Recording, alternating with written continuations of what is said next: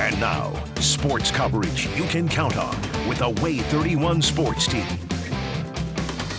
For the 10th time in program history, the Alabama Crimson Tide are Sugar Bowl champions. Hello from New Orleans, Louisiana. Nolan Knight here with Max Cohan. Max, the Crimson Tide take this one easily, 45-20 over Kansas State. But I think a lot of fans were really impressed by the play from Bryce Young. I bet he's pretty glad he didn't opt out. 5 touchdowns, 321 yards. Of course, the dub maybe even improving his already skyrocketing draft stock. Who's to say for sure, but one thing is a definite. He's now second all-time on the Crimson Tide pass touchdowns list. For me, it was just about doing everything I can to help the team out.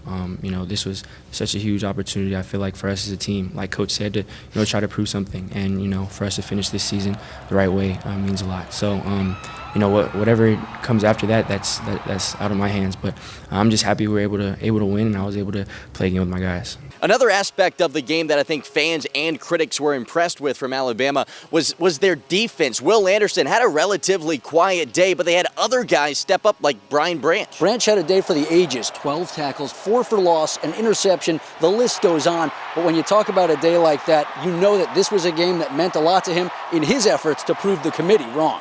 This is a big win for us. It shows that, for one, we was disrespected and not getting the playoffs. Even though we shot our own selves in the foot, we still had a chance to get in the playoffs, and everything had happened.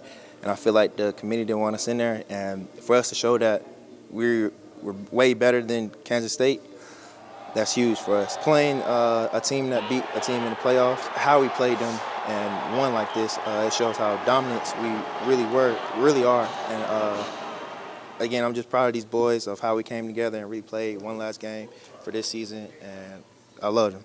After the game, Will Anderson and Bryce Young, they didn't want to declare for the NFL draft just yet, but I think a lot of people are expecting them to. Of course, nothing official yet, but that is the expectation. And when you have a defense like Alabama's, they feel pretty fortunate that they haven't had to play against Bryce Young, but they know that there is always a possibility that it happens at the next level. I feel like I'm gonna see him in the future, but it feels good. Like I love Bryce, and I'm happy that he was on my team.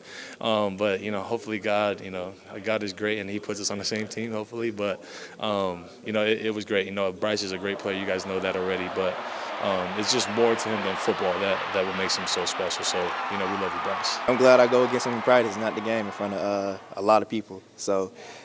Bryce is a magician, and his composure and his will as a quarterback and his leadership it sets him apart. Well, that's going to wrap up our coverage from the Sugar Bowl. Max, you have any final thoughts from the game or New Orleans? Yeah, one thing that stood out from the game, I really think that Bryce Young guy might have a future ahead of him. Yeah, it's hard possible to say for sure, but I do believe that. For the city of New Orleans, obviously I'd like to come back, experience more of the city, more of the food, more of the culture, but we'll see when that next opportunity rolls around. All right, well, that's going to wrap things up from the Big Easy. For Max Cohan, I'm Nolan Knight reporting for Way 31 Sports.